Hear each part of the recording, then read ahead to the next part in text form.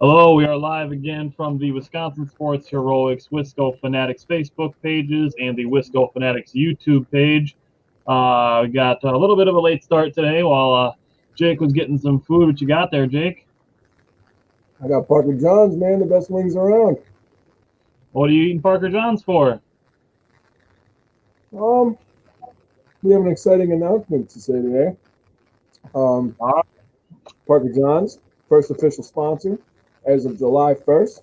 I want to give a special thanks to one of my best friends, Tyler's friend, Alex Hartlob. Alex has been working there grinding for years and years. Give a thank you to Jordan, Aaron, the owner. Just want to say we love Parker John's. I've had a special love for Parker John's for years now. Tyler's had a special connection, started in Kiel. We're all from Kiel. So we just thought that this would be, a match in heaven for the first sponsor for us. So, and honestly, I would just like to, add this little piece in. I wasn't thinking about saying this, but you can never go wrong with some sweet chili wings. I'll just say that right now. Well, Curtis, how we doing, bro? And you mentioned it too. Parker John started in Kiel just like we did. And we did the live mock drafts from Parker John's, and we are looking forward to, now that the pandemic is winding down, with Parker John's having locations not just in Kiel and Sheboygan, but also in Menasha and Green Bay. We definitely want to get to do some live shows so that we can actually meet some fans of the show, meet some fans of the Packers, and really just connect with our people more. I mean, that's a big reason of why we do the show live, is because we like connecting with people about talking about sports. That's why we do the shows, because we like talking about sports. And like I said, that's why we do the show live. That's why we invite people to join the discussion, to comment on the videos while we're doing them, so we can respond to people while we are talking about it. We're not just doing it for the sports. We're doing it because we like talking about sports with other people. Sports are, it's a distraction from stress or whatever, or people just love the competition, and people like seeing the sports that they played by the professionals, and we're an extension of that. We like talking about it. We like telling people things they might not know, or passing along stats that people might not have seen, whether it be stuff that we read on Twitter or in articles, or stuff that we kind of glean from our own knowledge of just from being around sports basically our entire lives. And we like passing that on to people. I mean, it happens to Jake and I when we talk about it, that we share a stat with each other, and it's like, oh damn, really? That's really cool. I didn't even know that. So that's, if we can do that for other people, and we can be like, that's a really cool thing that I didn't know about our team, like or like if you have questions, like always feel free to ask us questions. So that's why we're doing the show. We're going to start talking about the Bucks. Jake, you said it well last night that this show is going to be a lot better because the Bucks won last night. So let's start talking about the Bucks. We did do a live video after Game 1, just to talk about Game 1. So we didn't have 3 games, in before we talked about it. So let's do a little recap about Game 1, and then we'll talk about Games 2 and 3. You want me to start with Game 1? Yep. Okay, so Game 1, Bucks ended up losing, obviously. I didn't have anything written down for Game 1. I threw that page away. Let me go through my notes real quick here.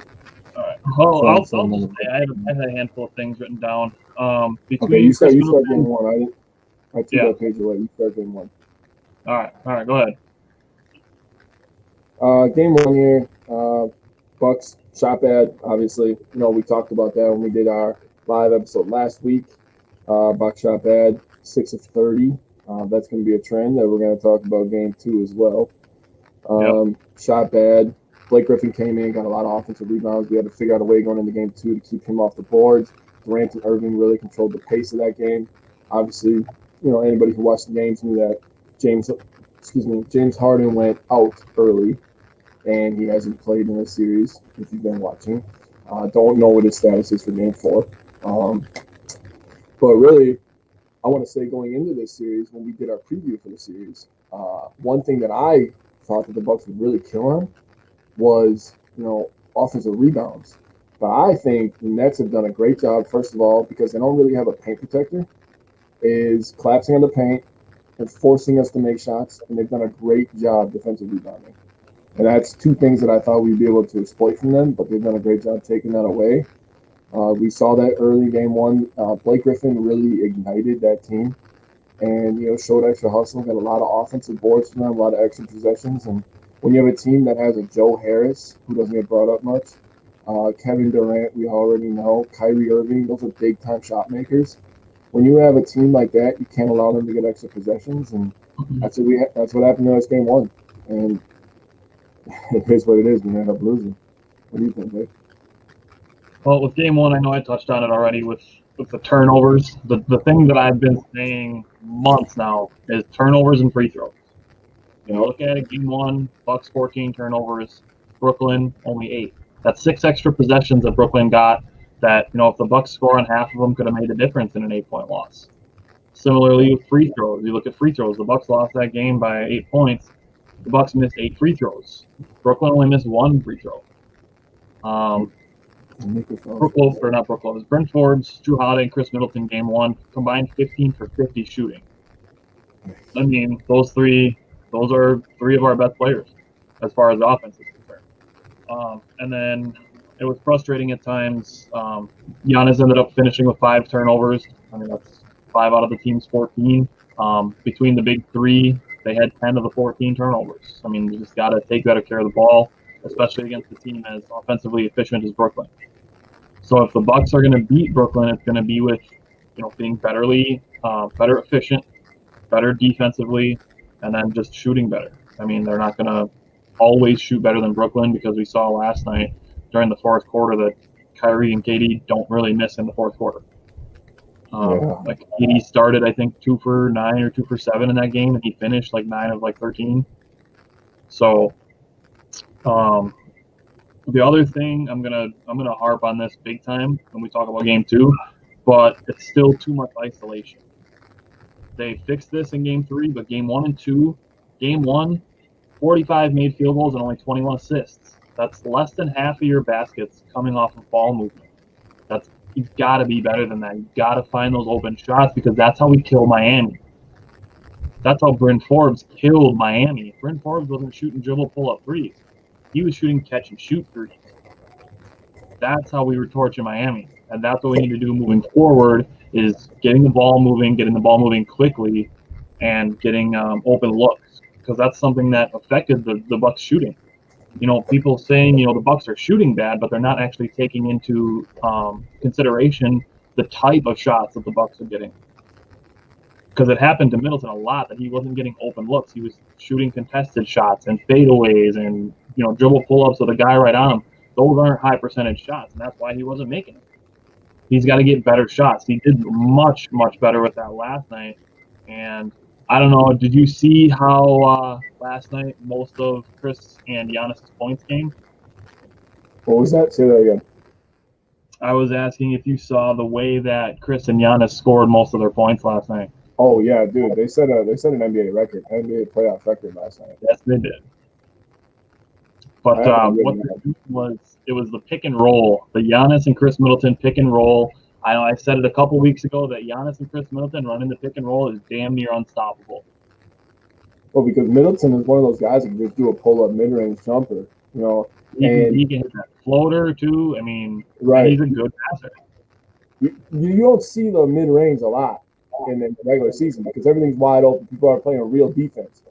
But real basketball heads, me and you, we understand the mid-range is not there, because in the NBA playoffs, when defense, is really pressing up on those three-pointers and really packing the paint, like I said, Brooklyn's doing a really good job in. The real NBA scores that still have that mid-range in their game, that's where it is, man. That's the shot that they give up, because, it's the little bit in between. You look at the flip side, and Durant is killing us by doing the same exact thing. Durant is killing the Bucks on mid-range. Man, all right, let's talk about game 2. I'm ready to get the herd over with, man. All right. So for me, game 2 is, honestly, I put the loss on Budenholzer, because that game, you listen to Budenholzer after like the first quarter and at halftime, and he gives you the really generic, we'll be better, we got to be better, you just got to keep looking for our shots, I wanted to see some actual fire. I'm hoping that during halftime, Budenholzer was in there, was screaming at the guys, trying to get them fired up. And I'm glad he gave Thanasis some minutes towards the end of the third quarter last night, because that's the type of energy that I want to see. I don't want to see just guys going through the motions. This isn't the time for that. This is the time to put the pedal to the floor, not the time to be like, all right, yeah, we're getting beat. Let's just get out of here healthy. This isn't the time for that. You can't, showing weakness against a team that's as offensively skilled as Brooklyn. You can't do that. And then again, the turnovers, the free throws. Nobody besides a person with the last name Antetokounmpo shot a free throw in game 2. Giannis took 7 and Thanasis took 2. Those are the only free throws the Bucks got in that game. And then more turnovers. 16 turnovers. Again, that's just too many. You can't do that. Brooklyn only had 8 turnovers, and 3 of them were by guys who only played in the last 7 minutes of the game. So basically, for the parts of the game that mattered, Brooklyn only had 5 turnovers, and then still too much isolation. We're going to talk about it in game 3 that they got away from it finally, but the Bucks basically just allowed Brooklyn to do whatever they want in game 2. What did you see in game 2? Well, game 2 was easily the worst game the Bucks played the entire season. Obviously, you got smacked up and down the court. KD looked comfortable. Kyrie looked comfortable. Everybody was walking into their shots. Everybody was talking about it. Stephen A. Smith, Charles Barkley, everybody was talking about how this was an embarrassment. And I would just like to say, who the hell is Kendrick Perkins to decide who an NBA superstar is? I just want to pose that question out loud for anybody who wants to comment on that, because he should not be the judge who a superstar is in the NBA. Okay, secondly, this was just, we had our season low on points. Man, we couldn't shoot. We're having a hard time scoring the last 2 games. It seems like Brooklyn has at least forced us to take shots that we're not comfortable with. I'm going to bang on that a lot when we talk about game 3. Yeah, I figured you would. In this game, I went through a lot of stuff, man. Like I talked about defensive rebounding, for game 1. In game 2, KD had 4 rebounds, all defensive rebounds. Kyrie had 5 rebounds, all defensive rebounds. And Blake Griffin had 8 rebounds. 7 of them were defensive rebounds. They are very much focused on controlling the boards against the Bucks. You're the first one to bring it up between us, talking about how rebounding is an important stat for the Bucks, get extra possessions, and it kind of allows us to, bring our physicality to the game. That's where our physicality, our link to athleticism really shows up. But Brooklyn's done a really good job of keeping that close, even if they lose that battle. But one thing that I saw that was really alarming for me, and I know we just got our butts whooped the whole game, the Bucks had 6 players with a negative 20 plus minus. 6. Giannis, Middleton, Drew, Bobby, Pat, and Brim Forbes all had at least, some of them, there was a minus 30, a minus 27, there's a minus 26. They all had at least a minus 20. You can't have that. Chris Middleton didn't even attempt a 3-pointer in that game. He's one of, if not our best shooter, easily our best shooter, all around, our best shooter on the team. Yep. You just can't have that, man. Between the big 3, we had 9 turnovers between Giannis, Middleton, and Drew. You can't have that, man. That's just a recipe for disaster. We shot 44%, totally for that game. We only had, you brought up assists, and that was where I was like, oh man, me and Tyler thinking the same thing, because I wrote that down. 14 assists for an entire game. You want to know what I'm going to say about that? Russell Westbrook has more by himself. Last series against Miami, dude, we had 3 games where a player had more than 14 assists. A player on our team. Yep. That's not okay, man. That's perfect. That perfectly fits into what I'm saying about too much isolation, and that the quality of the shots that they're getting is not there. No, the ball movement is not there. That's where I agree with you on Bud. That's where I agree with you. Exactly. And that's something that with this game too, that they're not hitting threes, that they're not working the ball inside. I know I texted you about this last night at points about Brooke Lopez is being when he's sagging off of those ball screens, we can't do that anymore. We have to force Katie and Kyrie to go to the basket instead of getting open threes and open mid-range because they're knocking them down when they're open. So that, and then you couple that with the fact that they're not using Brook Lopez on offense when, Blake Griffin's guarding him, or when, like, Joe Harris is guarding Brook Lopez at point. Sit him on the block. I mean, if this is something that I've said a bunch of times in the last couple of weeks going into the playoffs, when Brook Lopez has a mismatch, go to him. He's either going to score because he's got the Dirk Lopez thing going, where he's hitting the one-legged fadeaway because he's a good shooter. Yeah. And then if a guy follows him in desperation, he's an 84% free throw shooter. Get him to the line. That's why I wrote down for Game 2 that only Antetokounmpo's attempted free throws. Chris Middleton's an 88% free throw shooter. Brook Lopez is an 84% free throw shooter. If you're having trouble scoring, get to the damn free throw line. I bring it up about making free throws, but you got to get there to even have a chance to make them. And when you're struggling to score, the things that you should be doing are trying to get layups and trying to get free throws so that you can see the ball go through the basket, get some confidence. And you do that by getting free throws and layups. And the Bucks just didn't try to do that at all in Game 2. They just kept settling for jumpers and jacking threes and, there's no chance of coming back in this game, so why try? So, you want to know something? Game 2 sucked. You want to know something, buddy? Something that I've noticed 3 games into the series.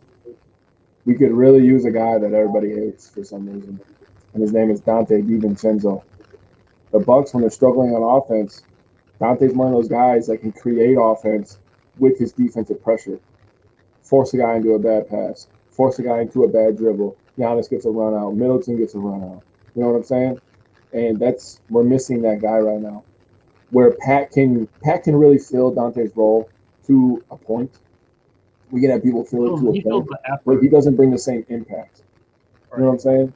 And that's when me and you talk about Dante forcing this stuff, and it's hurting us right now, really. I mean, we're kind of going through a little growing period, too. And then everybody's going to be like, oh, they don't have James Harden. Oh, okay, so you're going to get the same exact shots and the same exact results as one of the other 2 top 15 players that they have on their team? It's not like they're really – I mean, yeah, having 3 top 15 players is amazing. How the heck do you stop that? They're going to get the shots that they want anyways. What's up, Tyler? Go Bucks, buddy. So I think we're really just missing Dante, man. And you know me. I'm a big Dante guy. Dante's my boy. When I was at the game, I was yelling for Dante before I yelled for Giannis because Dante's my dude. But yeah, I just wanted people to understand that we're missing Dante right now. This is a big time series for us. Yeah, and it's a big thing defensively. If we get past Brooklyn, and we face, say, a Philadelphia, who is more of a defensively minded team than an offensively minded team, that impact is lessened a little bit because they're not an offensively fire-powered team the way that Brooklyn is. Yeah. We could use Dante helping on screens and switching on to Kyrie Irving because Dante is up to that task. It's harder for Giannis to do it because Kyrie's smaller, craftier. Giannis is a defensive player of the year, but you're asking him to guard a guy who's smaller and faster than him. I mean, it honestly doesn't usually go well for a lot of big men in the league. And then, you look at it the reverse side that Drew Holiday is guarding Kevin Durant a lot of times. I know you texted me last night that it's going to be a long 8 minutes, and I said I could have told you 8 minutes ago when Kevin Durant was going to catch the ball that he was going to spin baseline. Yeah. Because Drew was giving it to him. You could see that that's where he was going to go. So Drew is honestly, he's just too little to guard Kevin Durant. I mean, he's like 6 inches shorter. So as far as Kevin Durant is concerned, the only people that I want to see guarding him are PJ and Giannis. Well, I'm going to say something about what Tyler said. Do I think that Giannis should shoot 8 3-pointers? Absolutely not. Unless he's hitting them. Unless he ends up like a 4 for 8 or a 3 for 8. Then I'm like, okay, he's making something. But he did make his last one. He made his last one, and it was clutch. I will give him that. I'm not going to harp on him too much. He made 2 free throws at the end of the game. I mean, I'm not going to kill my man. Giannis looked tired, though, yesterday. That's the one concerning thing to me. And, you're talking about Drew giving him that baseline. Something that was really, really concerning to me is they gave up a 3 last night. Was it Joe Harris? I think it was Joe Harris that hit it, but it was like a Joe Harris screen for Kyrie, and it was Drew and Giannis up top, and they were all he had to do was do a simple switch. Giannis used to say simple switch because he was on the right guarding Joe, and nobody talked. Harris ends up wide open, and Harris, I think that was his only made shot. Was it Joe Harris? Yeah, Joe Harris was 1 for 11. Yep, 1 for 11, and that was the second chance. Shot. We held them to 83 points, and I feel like a lot of them was one, KD just is that damn good when he wants to be, and 2 was defensive mishaps. That's what I think. I think we could have held them to less, honestly.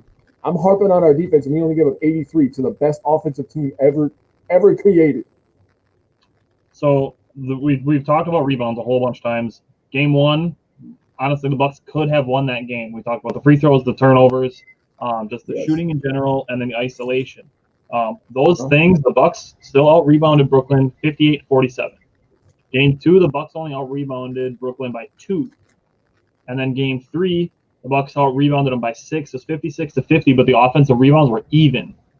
So the Bucks getting second chance points is a big part of their offense, and they missed that with Dante. Pat, his only 2 points last night came off an offensive rebound because he's active. He's in that dunker area. He works hard. That's why he plays, because he works hard. I mean, it's not to say that other guys don't work hard, but I believe that Pat Connaughton goes above and beyond working hard, and he leaves it all out there. He knows that his role is to go in there and fulfill effort. And Thanasis is the same thing. He came in for 1 possession yesterday, and he put his entire 48 minutes worth of energy into that 1 possession, and he forced KD to be uncomfortable. He got a blocked shot that led to a shot clock violation, and then all the energy he had left, he put out into the crowd.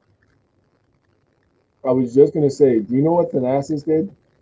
He got the stadium rocking, which gets all the guys in the court feeling like, okay, we got the energy now, baby. Let's go do this thing.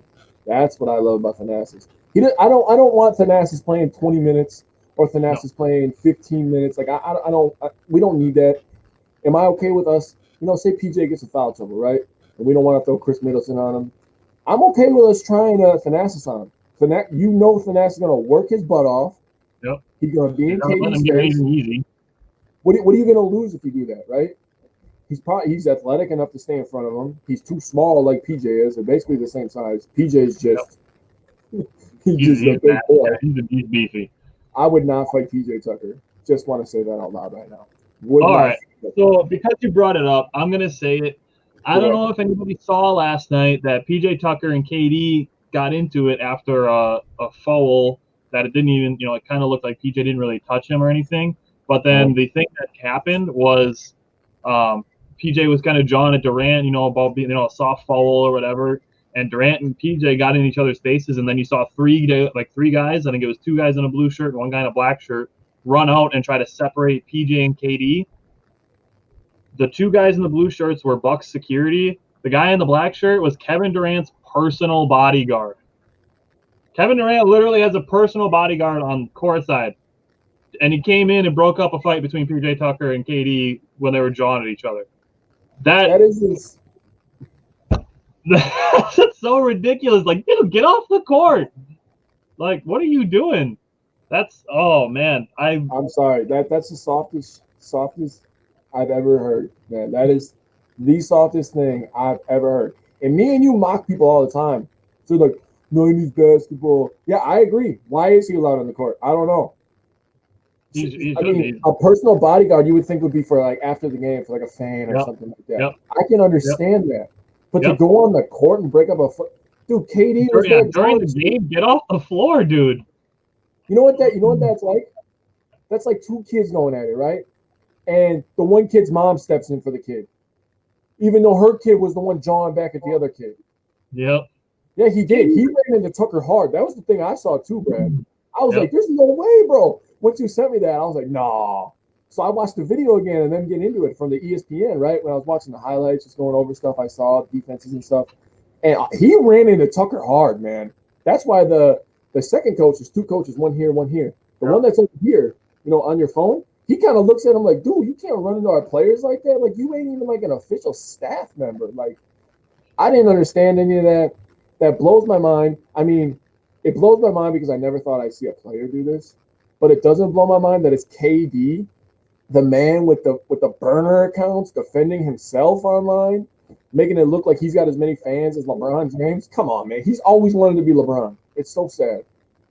And I agree. Bodyguards should be fine. If they're gonna find fans for throwing stuff at these players, who the hell is this guy? This guy's not an official NBA, employee. Official. He's not. So he should be fine, just like a fan. He ran into the player. Yeah. If PJ really, I don't think PJ's going to do that because he's cool like that. But if PJ really wanted to, I bet he can make a stink about this. Oh yeah, and that's still honestly, it would be of more value to me for PJ to make fun of KD for having a personal bodyguard to run onto the floor for him, even though KD is 4 inches taller than PJ Tucker, and just to call him out for that, because that, like you said, that is soft. He's a 7-foot point guard, bro. He's so weak. He's so weak. He's so good at basketball, but his legacy right now is the burner accounts, is joining the 73-win Warriors. It's the DMs with Michael Rappaport because he couldn't call him out in person, so he was in the DMs, and then Michael Rappaport was like, "Hey, look at what KD sent me." Like all of that, like dude, like you on the court, stone cold killer. Off the court, fake tough. He's fake tough. I ain't going to take away from KD's game because he went crazy. Yesterday, Middleton and Durant were going toe-to-toe for a little bit until Durant hit that nasty three-pointer in Tucker's face. Right between the eyes, as they like to say. That was nasty. He's soft. I think LeBron's a little bit tougher than KD because he doesn't have a personal bodyguard, doesn't make burner accounts. I'll just say that right now. Although LeBron does flop for being 280 pounds. I'll just say that. KD's definitely softer than LeBron. 100%. Yeah. Yep. Yeah, I mean, as much as you want to talk about the, LeBron abandoning whatever teams he abandoned, and then you talk about the same thing, like KD left Oklahoma City where he won an MVP and went to join the Warriors, who had won 73 games the year before. Like, I mean, the fact that you want to talk about LeBron but give KD a pass, like, you got to mention them both in the same breath if you're going to do that. Because I know I texted you this. Had KD stayed in Oklahoma City, they could have had Russell Westbrook, KD, and Paul George on the same team. Or after that trade, James Harden on that team. That's 3 MVPs on one team. Yeah. And then with the trades after that, they could have had, totally all for part of the game, other than us winning, was that. Yeah, I'm FKD totally chance. fine with cheering FKD. Yep. But the other thing, after they did their trade, they could have had Chris Paul, Paul George, and Kevin Durant. Like, he didn't need to leave to join the Warriors to get a ring. He was like, 26 when he did that? Like, dude. So, as far as a loyalty conversation goes, Giannis and Damian Lillard are at the top of the list for me. Those are the only two people that you can talk about with loyalty. As of current players right now. I'll say current players. Current players, Giannis and Dame are it. And Dame's starting to throw a little shade, like, how long is he supposed to stay loyal? So now what's his next move? Giannis never did that. Giannis just kind of said, I'm going to let life happen how it happens. You know what I mean? He did kind of like an Aaron Rodgers approach to the situation, which we'll talk about Rodgers later. Bradley Beal's pretty loyal too, but he hasn't been a superstar. He seemed like he wanted out the trade deadline. I mean, he hasn't been a superstar as long. Beal's he's loyal too, but Dame and Giannis, they're carrying their teams to the playoffs, conference finals, and they're just taking tough losses. They're super max players.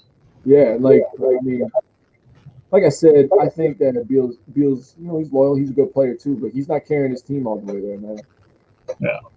We'll see what ends up happening with Luka and Trae Young and Devin Booker, those guys, once they get towards their contracts expiring, what happens with them. But we're getting a little off topic, but I gotta say it because I saw somebody say it. Somebody said Luka's got to leave the Mavs. And I'm like, bro, he is 22 years old.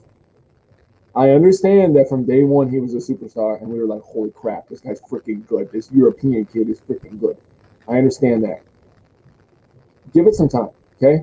These GMs, they got a lot of power. They can work a lot of magic. Who knows from now? The Mavericks could be the next super team in 2 years. We do not know. We do not know that. And That's what Luka's a man, by the way. Luka might damn near be the best player in the league, and I'm not afraid to say that. He was the MVP favorite coming into this season. He is a monster. I love that guy. I love Luka. That guy's awesome. Yeah, Luka. Yeah, I love Luka too. He's about to be the next Curry, where everybody watches Mavs games just to see if Luka pulls up from 35 off one leg. He's nasty. Yeah. I agree. So back on to Game 3. I do want to say I want to give the Bucks credit for responding well when Brooklyn took their first lead. They didn't panic. They still hunted their shot. Chris Middleton got an open 3. He got the foul where the guy landed in his area. That foul is called. It's basically called the Zaza Pachulia rule, because a couple years ago in the playoffs he landed under a player. The player got hurt, so they've called that foul now, where if you land in a guy's natural shooting landing area, and it causes him to fall or twist his ankle. Middleton kind of turned his ankle a little bit, but it caused him to fall. So Chris Middleton got those 3 free throws, and he knocked down all 3 of them. Nope. Those are, that's not it's not, the last minute of the game he makes free throws, but those were clutch free throws because Brooklyn had just taken their first lead right before that. And then Middleton knocked out 3 free throws. It was Kawhi Leonard who landed on them, by the way. The Spurs were winning that game 1 against the Warriors team. The Warriors, killing them, and then he got hurt. Which we should hate. We should all hate Zaza Pachulia, because then Kawhi Leonard ended up going to the Raptors and they beat us in the playoffs next year. Yeah. Well, that was a trade. So, that happens. But then right after that, Chris Middleton made those 3 free throws, and then the Bucks got to stop. So that that fed into the energy there. I mentioned it already. The Bucks, they got to force KD and Kyrie to go to the rim. They're making too many jump shots, and you got to force them to the rim, because what happened last night is they were forcing guys to the rim, and then they were kind of walling off KD and Kyrie, and they were letting Bruce Brown catch the ball all day. Let Bruce Brown shoot 25 floaters every single game. Totally on board. A, Brook Lopez blocked 6 shots last night, and B, I'm 100% okay with the Nets trying to beat us with Bruce Brown instead of KD and Kyrie and Joe Harris. And even Blake Griffin. So 100% on board with letting Bruce Brown shoot as many shots as he wants to. As far as that, the Bucks, they need to be more decisive when they're shooting jump shots. I know Tyler already brought it up in the comments about Giannis shooting 8 threes. I'd rather see him in the 3 to 5 range. And unless he's he starts 2 for 3 and kind of heat checking, fine. As far as the dribble pull up with 20 seconds left on the clock, not as big of a fan of that. The other thing was I saw Drew Holiday take a baseline step back jumper with KD guarding him. We were just talking about it a couple minutes ago about KD being 6 inches taller than Drew. It was early in the shot clock. They didn't need to take a contested fadeaway mid-range jump shot. They just didn't need that. And then Middleton forced a couple jump shots too. I get that Middleton was feeling it last night, and I'm totally, you said it already. He's one of the best shooters on the team, if not the best shooter on the team. But I just want the Bucks to be more selective when they're shooting their jump shots and hunt for a better shot. You and I both played basketball, like most of our school years. And what our coaches used to tell us is every time you pass up a shot, you end up getting a better shot. Obviously, that's, in high school where there's no shot clock. But, if you pass up that jump shot, with a guy contesting you with 18 to 20 seconds on the shot clock, you can find a Bryn Forbes open. You can find Drew Holiday, or you can find Giannis cutting to the rim, or you can set up a pick and roll with Chris and Giannis. I mean, you don't have to shoot that contested jumper with that much time on the clock. So I want the Bucks to be more selective when they're shooting their jump shots. There was literally one of those plays in the game last night. Pass it up to Brook. Brook pump fake. Corner to PJ. PJ pump fake. Back-to-back flybys. First flyby was Blake Griffin. Second flyby was Durant. Pass off to a cutting Giannis down the middle. yam sauce. And I was like, oh, that dunk was awesome. Those, man, that was getting me going. Taylor, I agree. Something that I think is happening is, you're bringing up the Giannis mid-rangers. I think we're faulting at Giannis trying to find his rhythm because he hasn't gotten into a rhythm this series. So with him trying to find his rhythm, he's breaking up the team's rhythm. That's what I think is happening, where he has to try to take a step back because, he looked exhausted yesterday. I think he's just mentally putting too much pressure on himself. You saw it at the three-point line. You see it at the three-point line. He's pressing too much. He has to let the game come to him. That's a point where a coach has to pull him to the side and has to be like, man, hey, listen, you're one of the most talented players in this league. You're a back-to-back MVP. You're a defensive player of the year. Your nickname is literally Greek Freak. Settle down, man. It's gonna be okay. You'll figure it out. All the all-time greats, they all figure it out, man. And I'm gonna take this from one of the greatest players of all time. His name is Kobe Bryant. Kobe Bryant did not care if he was 0 for 20. Because you know what? With 2 minutes left, and his team needed him to make some buckets, he had the mindset of, oh, this one's going in, and then the next one's going in, and then the next one's going in. And Giannis has got to take that mentality. He's too good to be pressuring himself. One thing I do want him to work on is his ability to feel the double team coming from the post. Because the post game, it's a little bit newer to him this year. He really just started doing a little post phase and stuff. I mean, he did it in the past, but really he really tried to work on that this year. And one thing, I bring up LeBron because he's the best player in the league for the last 15, 20 years, right? LeBron started going into the post because he wasn't able to shoot a jumper either. And this is the closest comparison I could think of when I was thinking of this. And LeBron's always had the ability to pass. So when LeBron was learning the post work and he'd feel the double team, how do you beat the double team? If there's 2 people on you, there's obviously somebody open, right? Right. So when you feel the double team, you pass it out. Giannis is a very gifted passer. For a guy who's 6'11", I mean, he had a 15 assist game. He's got good court vision. We had people with more assists. Giannis feels that double team. Our shooters get open. Our shooters, we just have to keep moving the ball, get open looks. They will fall. That's what they always tell you. Your shots will fall. Keep competing on defense. This is a winnable series for the Bucks. I know back-to-back games we've had 86, which is our season low. Before that, our season low was 97, 85. I believe. I heard it was 85, actually. I think we had one game where we scored 85. No, 86 was the lowest. I heard on the radio. I had to listen on the radio, yeah. Our lowest before that was 97. So back-to-back games, we've had our season low. So we just got to keep getting open shots. We got to keep competing on defense. And P.J. Tucker was the man yesterday. P.J. Tucker was the man. He had 0 points. You know what he led the Bucks in? Plus minus. He was a plus 10 with 0 points and 1 rebound. And no assist. Insane.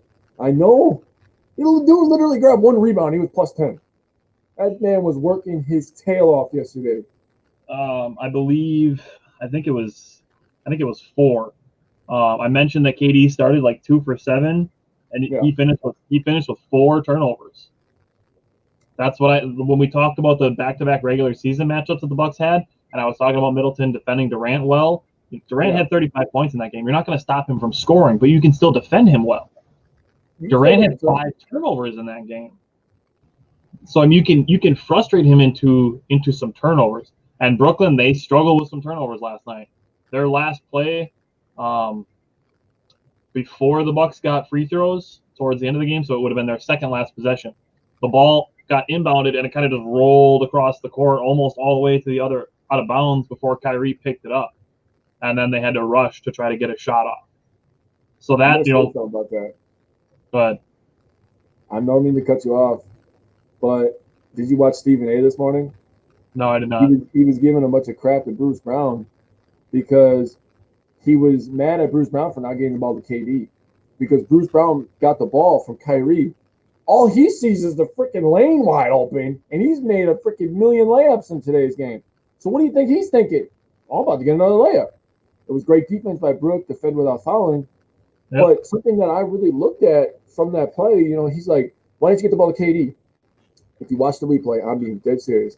KD was stuck in the left corner, and he didn't run. He didn't call for the ball. He just walked. He was walking like this, real slow. He didn't look urgently to get the ball. He wasn't in an emergency to get the ball. Why don't we go after KD for that? Are we going to say that he didn't want the last shot? No, everybody just wants to talk about the guy that didn't give him the ball. At least Bruce Brown went hunting for the ball. KD was just walking. And I'm not trying to take away from KD. I'm really not. But I want everybody to keep the same energy towards him that they keep towards everybody. You know what I'm saying? People talk about Giannis shying away. Giannis, yep. KD didn't run to the ball. He didn't ask for the ball. I'm serious. Watch that play. He was just walking in the corner. He was okay with him shooting that shot because he was wide open. He didn't know they were all going to crash through the paint. You know what I mean? I just thought that was a good play on both ends, man. That was a good play by Brown. That was a good shot. He was making layups all day. It was good defense by Brook. That's what he does. And then the Bucks rebounded as a team on that play. If you look at it right after that play, all 5 of the closest players to that basket, all Milwaukee Bucks. The Bucks rallied as a team to that rebound. So that was. And KD got a final shot. It wasn't a great one, but he got a final shot. Right. I mean, the Bucks. It was luckily that the Bucks, or that the Nets had a foul to give. So when Giannis got that rebound, he tried to get it out to Drew really quick, but the Nets had a foul to give, so they fouled Giannis, and so we were able to get an inbound to Middleton to make some free throws to ice the game. I know, because when Giannis first got fouled, I'm like, because I thought he was going to be shooting free throws, but then he said the Nets. And I was looking at the ground, and I was like, no, they got a foul to give. They had a foul to give. Okay. Yep. So you got anything else with Game 3? The other thing I wanted to mention, if you didn't know from hearing it during the game yesterday or looking at it, Giannis and Chris Middleton scored all of the Bucks' first quarter points, all 30. They each had 15 in that first quarter. Jake, I know you had a stat you wanted to share about Giannis and Chris Middleton from last night. Go ahead. I have 2 stats I want to share. First of all, the Bucks scored 79% of the Bucks' points. They had 68 together. 79% of the Bucks' points. That is the highest percentage for any duo in NBA history. In the playoffs. And in the NBA playoff history, sorry about that. And the Bucks had the fewest points in a win for any team this season. 86 is the lowest points any team has scored and got a win this year. Huh. So, I mean, that's a positive, but that's a negative. That's a positive because that means that when we need to, we can play defense. We can clamp down. But it's also negative because we only scored 86 points back-to-back games. So, come Sunday, 2 p.m. on ABC, as I do the segue into Game 4, Bucks are really going to have to bring it.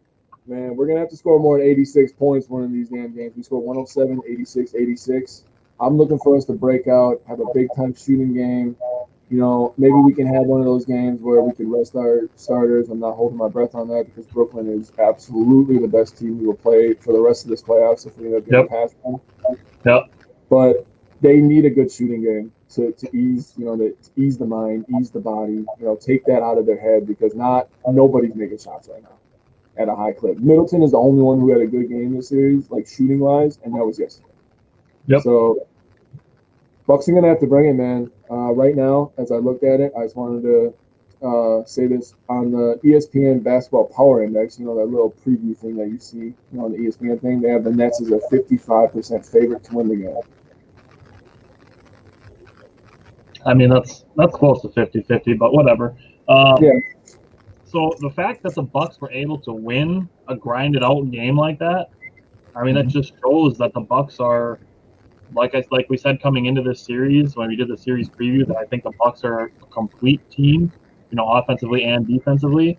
Offense hasn't quite come around this series yet, besides Giannis and Chris last night.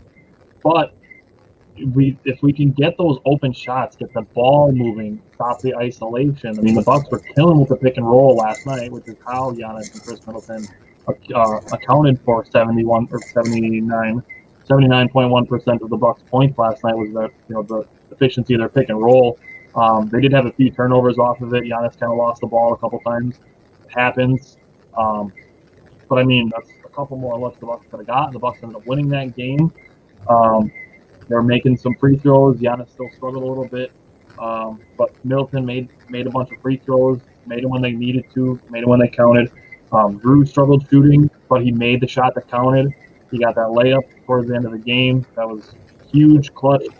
So the Bucks, they just got to play their way that they play and not let Brooklyn dictate their style of play. They need to, they need to do what they did against Miami. They need to believe that they're the better team.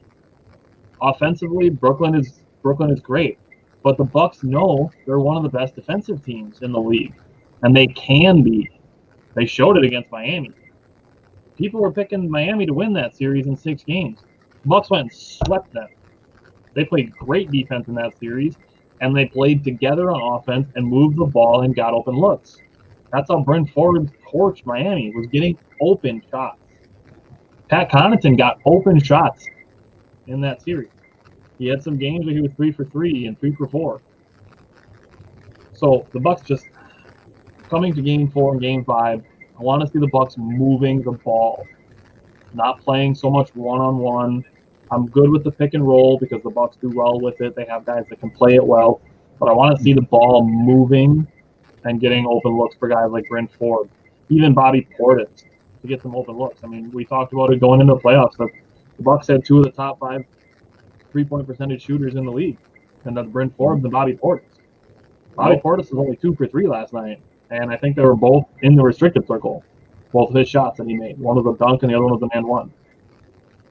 And the shot that he used was a little mid-range shot. So, I mean, we can use Bobby Portis in the 3-point line. He's a good 3-point shooter. So I want to see the Bucks get their shooters going in this game is what I'm looking for. What are you looking for Games 4 and 5? Well, a little bit what you're talking about, man. I mean, me and you are one of the same mind most of the time, I think. We gotta be the team that imposes our will. This is our court. We got to be more physical. We got to want it more. I talked about the physicality being a thing that we need to win this series, and I fully expected us to win. I feel like Brooklyn is really being the aggressor right now, and I'm not okay with that. We got Giannis freaking Antetokounmpo, okay? You understand what that means? He's 6'11". He dunks on everybody. Giannis, I want your big ass going to the rim, dunking on everybody. I want Chris Middleton hitting those minis because he's Cash Money Middleton. And I want Jrue Holiday doing his thing. I think a little bit more of mixing it up into a 3-person pie instead of just letting Giannis and Middleton do their own thing, which I'm okay with. They're our big dogs, right? They need to get their touches. I need us to run some offense through Holiday a little bit more. He ended up getting a layup that we can talk about at the end. I was just going to say, with Jrue Holiday, what I want to see him posting up against Kyrie. Because Kyrie is not a strong defender.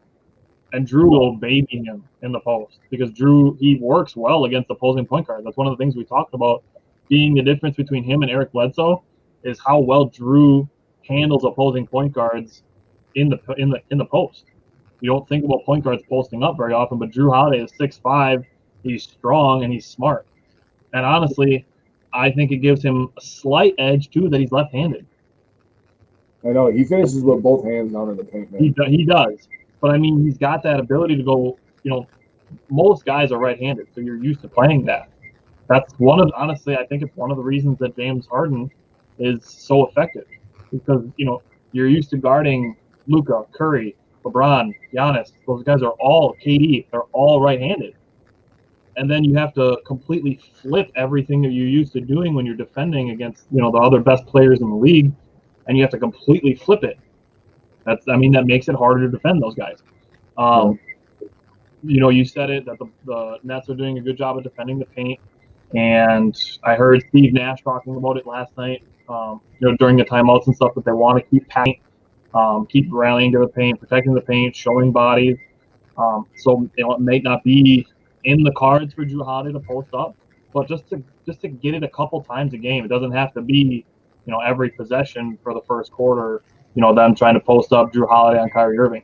If you can get it just here and there, if you can get it just a couple times in a game, Jrue will score those buckets. He's done it. I agree. So he had a couple last time they kind of rolled out, but I think we'll be okay. I think Game 4, man, we're going to see a lot more ball movement. The Bucks finally got a win, which is something that they really, really needed in this series. Yep. So I think that's something that's really going to ease the mind. Now this next game, they're going to shoot well, and we're gonna go into Game 5. We're gonna go into Game 5 all tied up at 2, and everybody can relax, except for us fans, because we still feel like if they go down 3-2, we're still gonna be worried.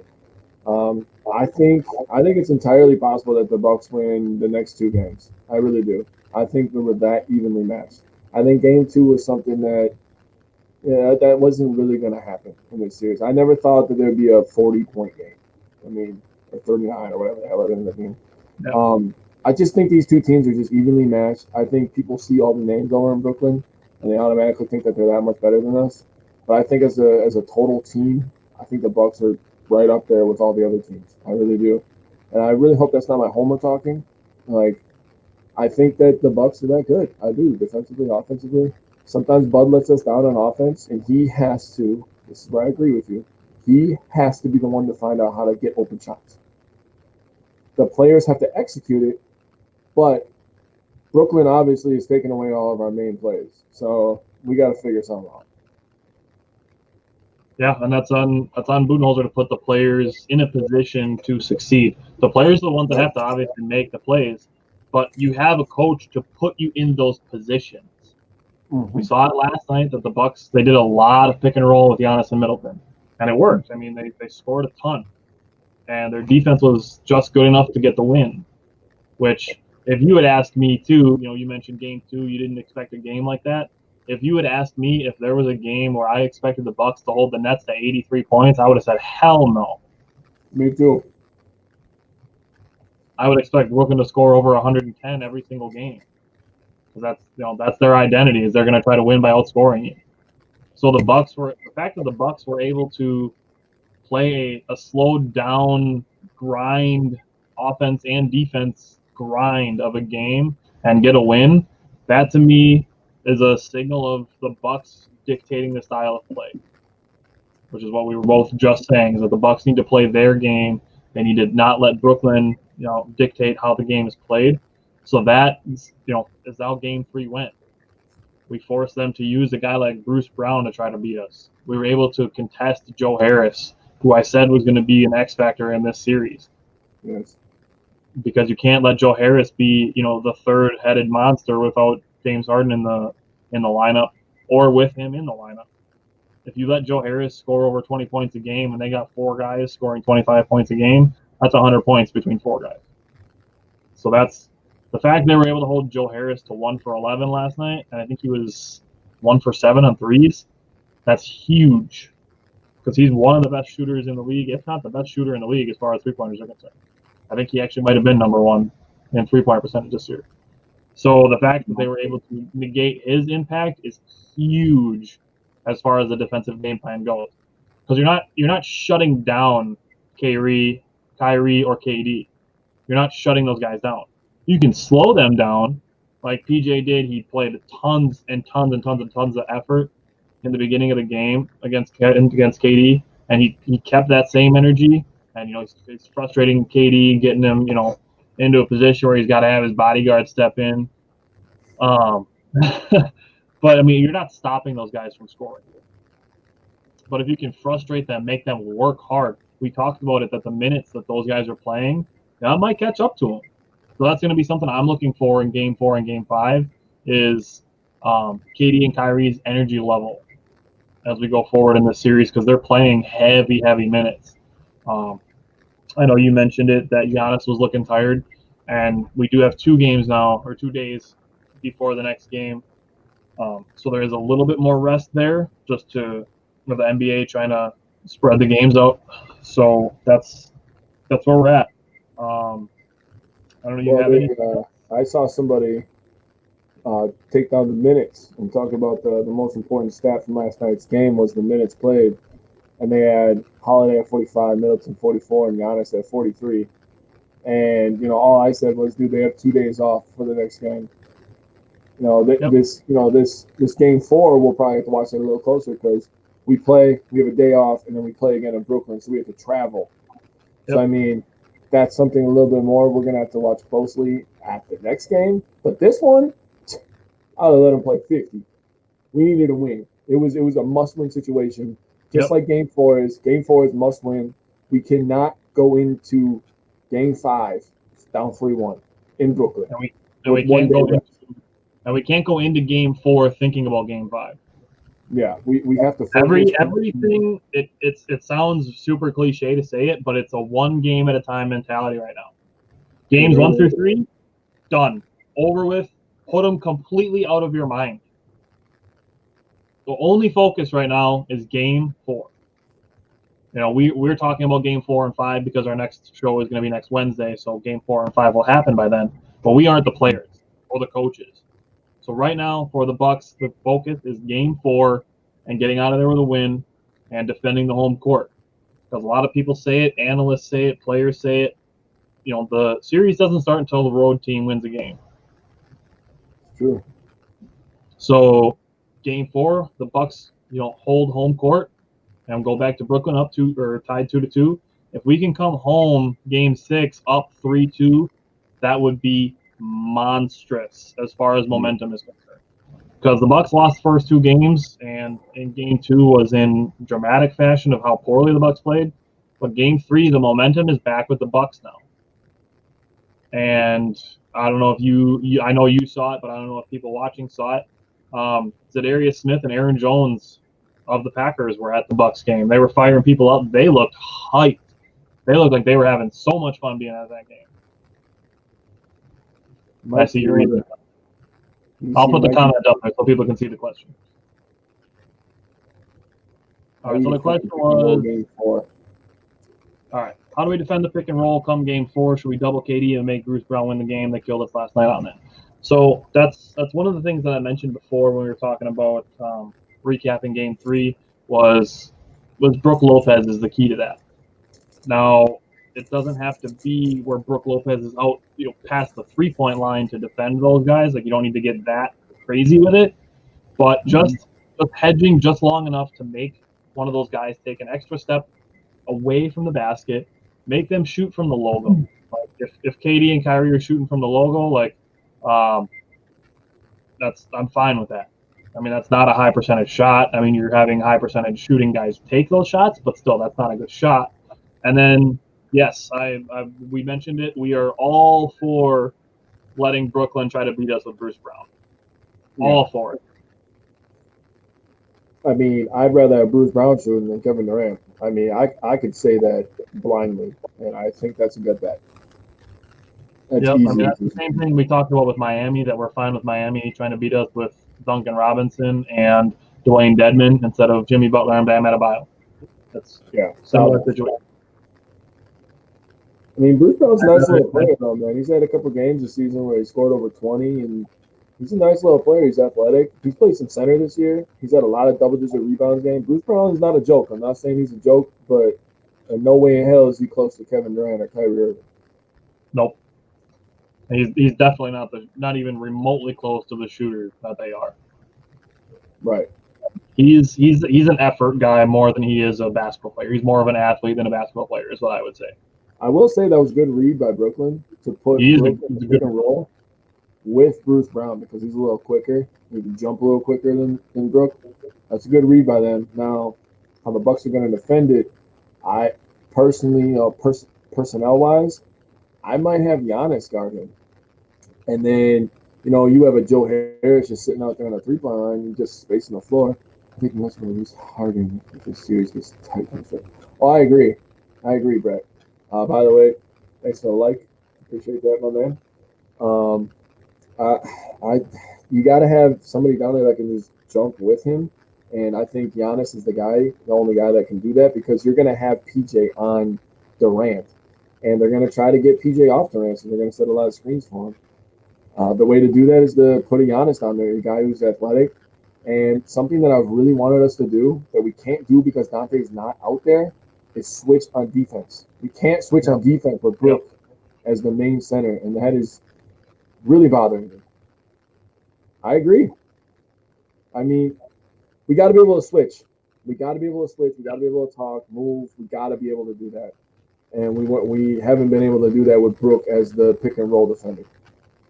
Yeah, Mike, we saw that you got here late. What I said earlier when we were talking about the recap is that Drew Holiday is too small to be guarding Durant, and I said the only 2 guys that I want to see guarding Durant are PJ and Giannis. Yep. PJ can guard him because when we talked about it, why the Bucks acquired PJ. Durant said he's the least favorite guy to go against because PJ is tough. He knows his role is he's like an enforcer basically, and then I would say as far as defending KD goes, that Giannis is probably in the top 3 of guys that you would pick to defend Kevin Durant. I would say Kawhi Leonard is probably in there, and then if you want to pick, AD or LeBron, Giannis is in that top 3 of guys that you would pick. If you had to get one stop against Kevin Durant, like who would you pick to defend him? Giannis is in that top 3. So I agree with that. PJ and Giannis, I'd say, are the only 2 guys that I really want to see guarding KD. Middleton for short spurts, sure. Middleton seems to turn up the effort on defense when he's guarding KD. I'm not sure what kind of impact Middleton could have if he played like that all the time on the defensive end. I don't know if he's laterally quick enough to play like that for an entire game. But, I mean, when he's guarding KD, he seems to turn up the effort. So I do appreciate that from Chris Middleton. But I still don't know that I want to see him guarding him for the entire game, especially when we have PJ and Giannis. Well, I bet Kevin Durant wishes his bodyguard could set screens for him, right? That's what I think. That still just baffles me. I can't believe that, man. That's sad. All right. Well, hopefully game 4 and 5 we see more of the Bucks winning and less of KD's bodyguard. I'm gonna come on to be PJ Tucker's bodyguard next game. I'll tell you that right now. KD all right. Gets one. You have anything else basketball related before we move into the Brewers? No, if this wasn't a kid's show, I would chant what the fans were chanting yesterday, but I won't do that. All right. Well, let's move into baseball and let's talk about the Brewers. Brewers are doing pretty well actually lately. 8-2 in their last 10 games, and I want to point out that they are 14-4 since the Willy Adames trade. I'm probably just going to keep updating this every week because the Willy Adames trade seems to have been a catalyst for the Brewers to start playing better. The pitching's been there all season, and I have some what I would say are pretty nuts stats as far as the Brewers pitchers are concerned, especially their top 3, but also as far as the Brewers AAA, AA, single A players are concerned. I got something for you for that too. But so the last week, since last Wednesday when we did our last show, the Brewers have a 4-game sweep of the Arizona Diamondbacks, and they won 2 out of 3 from the Cincinnati Reds.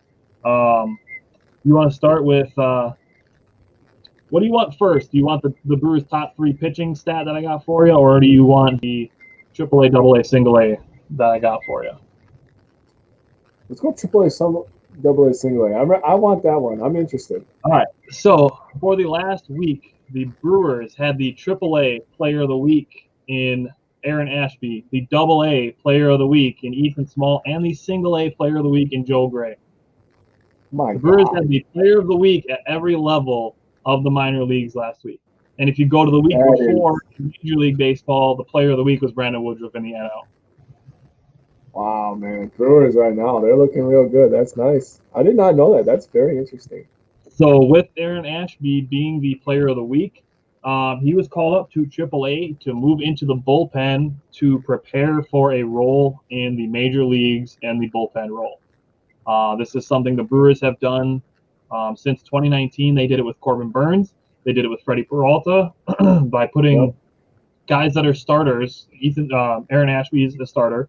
But they're going to bring him up a little bit early, and they're going to let him get some bullpen work. The reason that they do this, the reason that it kind of works is while a guy is a younger starter and he might not have the most polished stuff, putting a guy in a relief role where he only pitches 1 inning or 2 innings even, and he faces a limited number of batters. He's not facing the entire lineup 2 or 3 times like a starter does, so that can increase his effectiveness.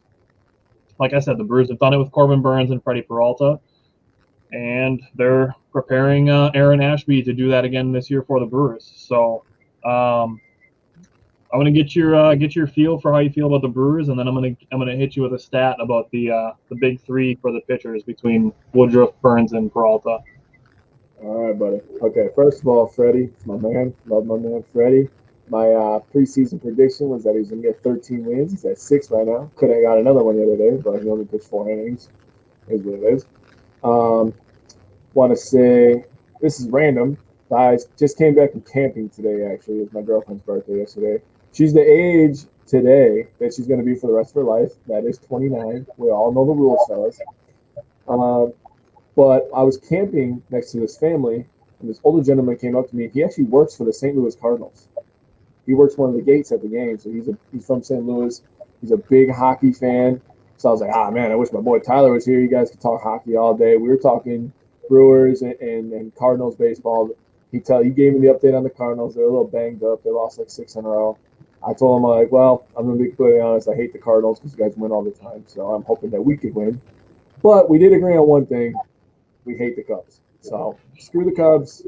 Just wanted to say that part. Guy was a very nice guy, actually. He told me gate 105. So if you ever go to Busch Stadium, gate 105, that's my man right there. How do I feel about the Brewers? I feel awesome, man. Half game out of first, 6-1 in the last week. I know you mentioned that. Getting a lot more run support than they were in the beginning of the season. We scored 39 runs and gave up 16. I wrote that down because I thought that was very, very important. I know run differential, me and you kind of laugh at it because it's not really, really important. But 39, it can be skewed. It's a misleading stat, but yeah, because you can win a game 15-2 and you can lose a series. Just ask the Cubs. Yeah, exactly. And I said it about the Brewers. The Brewers did it when they played the Dodgers. They won 3 out of 4, but they lost the 4th game 16-2. Yeah. Exactly. Okay, I'll let you score all your runs for the entire series in one game, and we'll take 3 out of 4. I'll take that all day. 100%. One thing I wanted to say, when people talk about why I think baseball might be the toughest sport, is because the Brewers' last off day was June 7th. Their next off day, June 24th. That is holy camole. Can you imagine going to work for all those damn days? And they work all day. They don't work a set like a couple hours at a time kind of deal. They wake up in the morning, they go to work, they get a little time off, they watch their film, and then they go do their actual job, which lasts like 4 hours. And it's hard. And people are throwing things at them. Okay? It's very hard. It's a very, very, very, very hard game. So I just wanted to point that out. I think the Brewers are in a good spot right now, man. We're getting to pitching.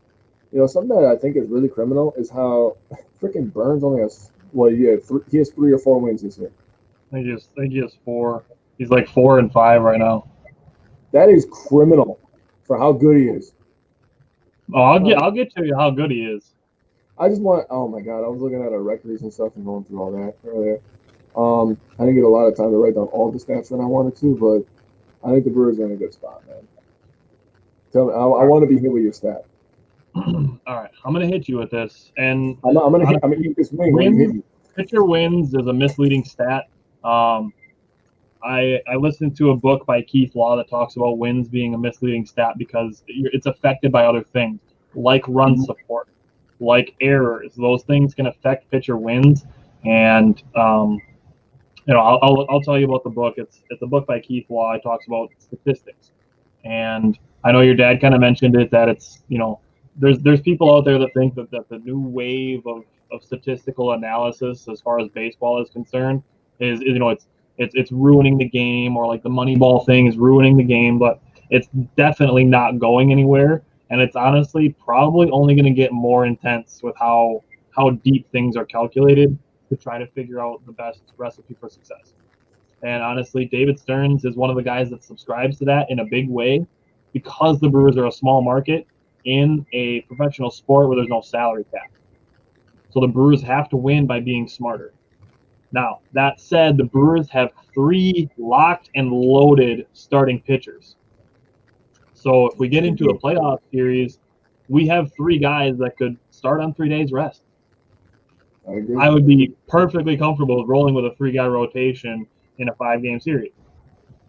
And letting Woodruff go twice in those 5 games, letting Burns go twice in those 5 games, and have Freddie be your anchor in the middle. That sounds fantastic to me as far as the playoffs are concerned. Now, we have 3 stats and the big 3. So ERA, the Brewers have 3 guys in the top 9 in the NL in ERA. Woodruff is 3rd, Burns is 5th, Peralta's 9th. Opponent batting average, Peralta 2nd in the NL. Opponents batting 133. Woodruff is 3rd. Opponents batting 150. and Burns is 6th with his opponents batting 166. Oh, Brewers have 3 guys in the top 6 in opponent batting average. If those 3 can control their pitch counts and go 7, 6, 7, maybe 8 innings sometimes, teams are going to have a real hard time scoring runs. And the last one that I have is WHIP, and that's walks plus hits per inning pitched. Brewers have 3 in the top 9. Freddie Peralta is 9th with a .88 WHIP. Brandon Woodruff is 3rd with a .74 WHIP, and Corbin Burns is 2nd with a .71 WHIP. That's walks and hits per inning pitched. And I know I've harped on how the Brewers need to control walks because they come back to bite them often. Mm-hmm. So the walks plus hits per inning pitched thing, that's a big deal. Yes, that's the stat. If the Brewers can control that as a team, as far as the bullpen's concerned, and then the starters, the Brewers will be hard to score runs against.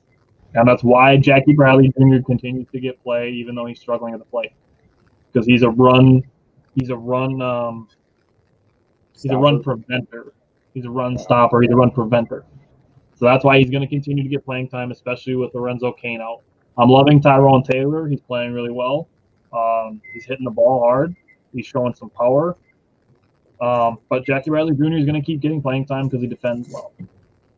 And then the Brewers are pitching. It's been fantastic, honestly. And I want to give a little shout out to Hobie Milner, who has pitched 3 innings, only given up 3 hits, no walks, no runs, 3 strikeouts.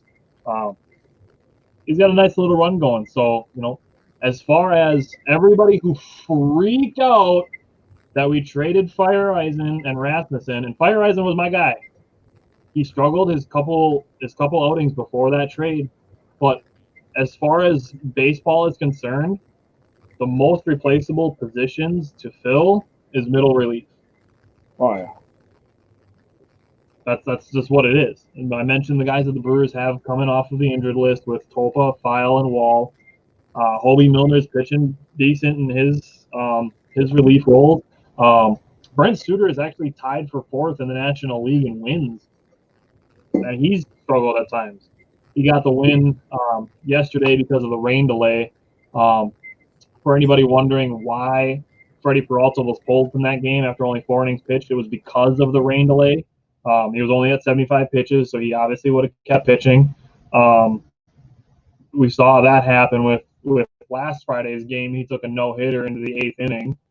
So that was awesome to watch. And then, so that was the reason he was pulled early from that game, was because of the rain delay. You don't want a guy getting, all warm and, having his normal pitching, and then have him sit down for like an hour and then go back out and try to ramp all the way back up to the intensity that he was at. So that's why Brent Suter came into that game, and Suter ended up getting the win. And then as far as the bullpen is concerned, Aaron Ashby is the other guy that's going to be on the radar as far as the bullpen is concerned. And then, like I said, the big 3 that we got, if they can start going 7 innings or so, which I think Council is kind of letting them ramp up more to around 100 pitches instead of keeping them around the low 90s. If they can control those pitch counts and pitch 1 more inning or even 2/3 more of an inning, that reduces the amount of need for bullpen guys. So the fact that we got Willy Adames for 2 fringe roster guys, that is huge. And I love David Stearns for that, because Willy Adames, like I said, I think he's been the catalyst for the Brewers' success in the last 2 weeks. Luis Urias was just on MLB.com TV and talking about the Brewers, talking about Adames. Luis Urias called him the best teammate that the team's had. The energy that he brought, the energy that he's bringing. Adames said when he came to the Brewers that Josh Hader was the one that made him feel the most at home. So the Brewers, they're coming together. And I know you sent me something. I'll let you talk about it, about a guy that maybe some people should start voting for the All-Star game. I'll let you plug that. Talking about my man Omar Narvaez. Omar Narvaez. I got something to say about Omar after you talk about him. I got it off Instagram. I follow Bally Sports Wisconsin, and I sent it to Tyler right away. Just kind of get his opinion on it. Maybe we could bring it up today. And he's a guy that we really should start thinking about. Man, he carries a .311 average, 41 hits. He has a .899 OPS. I mean, he's been raking, man. Every time I tune into the game, I'll be flipping, between games, basketball and the Brewers game. I turn it on, and he's getting a hit. It just always seems like that, and it seems like it's a home run a lot of the time, to be honest with you. He's a good hitter. He's a good player. Catchers get beat up, so for him to play every day and then be able to stand there and get a lot of good hits, that's something that people really got to take credit for, Yeah, you mentioned OPS. If you don't know, OPS is on base percentage plus slugging. That takes into account walks. It takes into account your total bases and not just your batting average. So, as far as guys being valued as hitters, honestly, OPS is a better value to measure that than something like batting average. Because when you look at batting average, a home run and a single count as the same towards your batting average. And then I like to look at on base percentage. Because even though Christian Yelich is struggling at the plate, he's getting on base he's drawn a lot of walks. So I wrote down that in the last week and 2 days since we talked last Wednesday, Omar Narvaez is 6 for 16 and has 4 walks. And guess how many times in those 10 outs that he's made, how many times he struck out? I'll say 0. Twice. Twice? 2 strikeouts. Only 2 strikeouts since last Thursday. So the Brewers, I know this is something I mentioned probably about a month ago, that the Brewers pitching were top 5 in strikeouts and batting were top 5 in strikeouts. The Brewers are starting to control that. And Willie Adames is doing really well with that too. He's 9 for his last 27. And he's only got 6 strikeouts. Out of the 18 outs that he's made, only 6 of them are strikeouts. So the Brewers are putting the ball in play. And I think that correlates with their run production being up. I was just going to say, what did we talk about? I mean, Luis Urias is stepping it up. He's been leading off in the absence of Colton Wong and playing some second base. I think he's going to get some run at third base once Wong is back now with Travis Shaw. If you didn't know, he dislocated his shoulder the other day. It's a 12 to 16 week injury is what it was being reported as. Craig Counsell said today they're expecting him potentially back in August. So it seems like it's going to be probably at least about an 8-week injury. We'll see what happens with that. I did mention Luis Urias being on the MLB.com TV. He did have the play of the week on MLB.com from the diving play that he made during the Brewers Diamondbacks game last week to help preserve Freddie Peralta's no-hitter. If you didn't see that play, I encourage you to go back and look at it. It was a softly hit line drive in between, almost directly over second base, and Luis Urias tracked it down and caught it right before it hit the ground to preserve Freddie Peralta's no-hitter in the bottom of the 7th inning. Let's see, what else do I have here? Castanera. We talked about it at length last week about athletes being humans too. Unfortunately, Castanera just doesn't have it figured out right now, so he's back down to AAA, and we'll see what happens with him. Really hope he can get it figured out and come back and be successful. Daniel Vogelbach's going to get a lot of time at first base. He's going to get a lot of time because even now, basically the backup first baseman at this point was Travis Shaw, and now he's injured. So Daniel Vogelbach is the man at first base. He does have a 6-game hitting streak going though. So I mean, I keep bringing it up that Vogelbach is batting second, even though Willie Adames is raking right now. But I mean, Vogelbach got a 6-game hitting streak going, so he's hitting well. So hopefully he can continue that. Starting to get into a situation where it's like, Ryan Braun's wife just posted on Instagram the other day that Ryan Braun's taking some batting practice and he can still mash. Ryan Braun played some backup first base. There's been some rumors, maybe Ryan Braun comes back after the All-Star break. And now what the things that the Brewers need is a backup first baseman and some offense. So we're getting into a situation where Ryan Braun might get a chance to come back here. So I'm definitely gonna keep an eye on that. There hasn't been any official, Ryan Braun's in in contact with Craig Counsell or David Stearns or anything like that. Like there's nothing officially going on, but there's definitely rumors flying, and it makes sense, honestly, as far, like I said, needing a backup first baseman and needing some offense. So we'll see what happens with that. Do you have anything else with the Brewers? I mean, about the Ryan Braun thing, I saw in the offseason that he still was hanging out with Yelich. So, I mean, he still has ties with the team. So, again, it makes sense. Ryan Braun's my favorite Brewer of all time. So, I'd be down for that. Nothing else, really. If they bring Braun back, that'd be cool, man. I just want us to keep winning, man. That's all I care about. Yeah, I mean, I know I mentioned it last week that the Brewers, their first 50 games was a really tough stretch.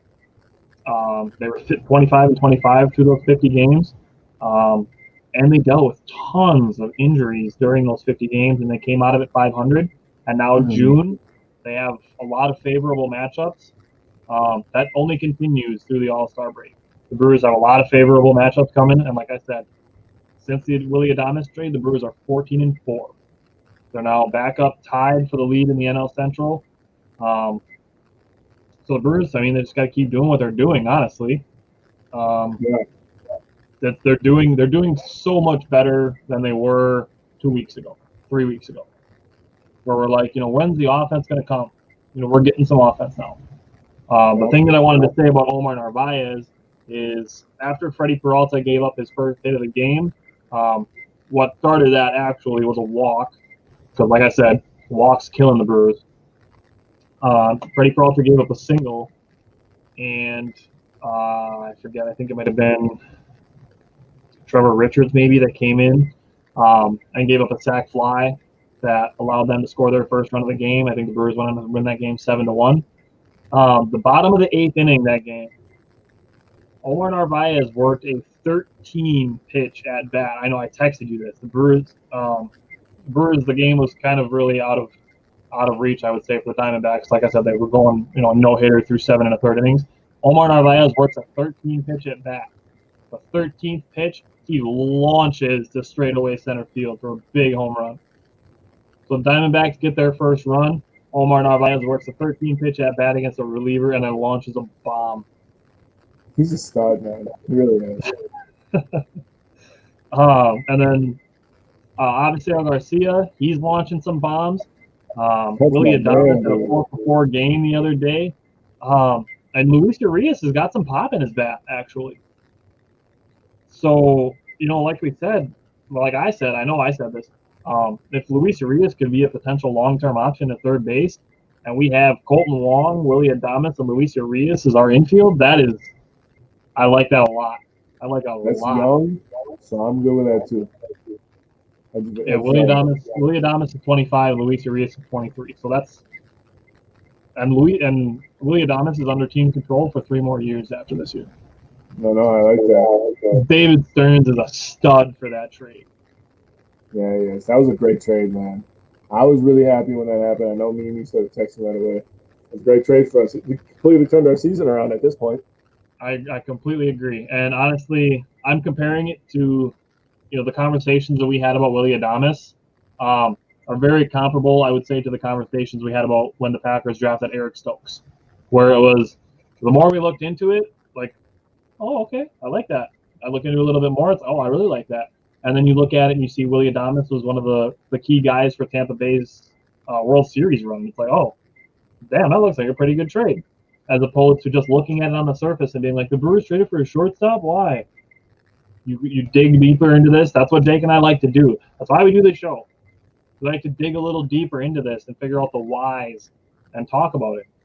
And what you get with us is different than what you get from, say, a radio show. You don't get any commercials. You can't live comment on the radio. Like, yeah, you can call in, but you can't comment and have your comment read right away.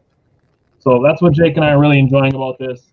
And we're excited that we have Parker Johns on as a sponsor now, so we can put a little bit more money into the show.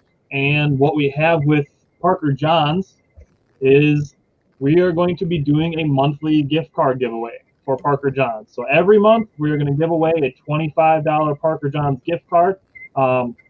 Jake and I still got some talking to do to figure out how we're going to go about giving away that gift card, but every month we are going to have a chance for Someone needs to win a $25 Parker John's gift card. So we're excited to have them on as a sponsor of the show. You got anything else to say before we wrap it up? Well, that $25 is going to go really far away, by the way. I got 32-piece wings, and I got a peach cobbler for my pregnant girlfriend who was craving a peach cobbler, and she had to get something to eat while I was eating. I got all of that for $30. So your $25 is covering most of that bill anyways. That doesn't include my tip, but I left a $10 tip, whatever. I mean, that's 25 of your $30 is covered right there. That's a dinner on us. All you got to do is come in, join the show, make some comments, and, you know, just enjoy sports like we do, man. We live, breathe sports every single day. You can go to Parker John's. You go to Parker John's on Wing Wednesday and get all you can eat wings for $11.99. I think it is. Yeah, I mean, yeah, that's a good point. I got wings on not Wing Wednesday, so I got wings on Friday. I know it's Fish Friday there. They have a lot of deals going there. Like Wednesday's Wing Wednesday, like Tyler said. Yep. Thursdays, all you can eat ribs. So people who love ribs go there. They got great cornbread that comes with the ribs. The ribs are amazing. Malala. And Friday is Fish Friday. I'm not a big seafood fan, so I personally don't eat a lot of fish. But I know Wisconsin, there's a lot of people that eat fish. So go there, check out Parker John's. They have pizza. It's barbecue. And my girlfriend probably destroyed that peach cobbler upstairs. So I'm assuming that's pretty good too. I don't eat that stuff. My girlfriend does. A lot of people like it, obviously. They got great cheese curds too. Henning's cheese curds. Yep. From Kiel, Wisconsin as well. Shout out to 53042. We repping this baby. We taking over Wisconsin.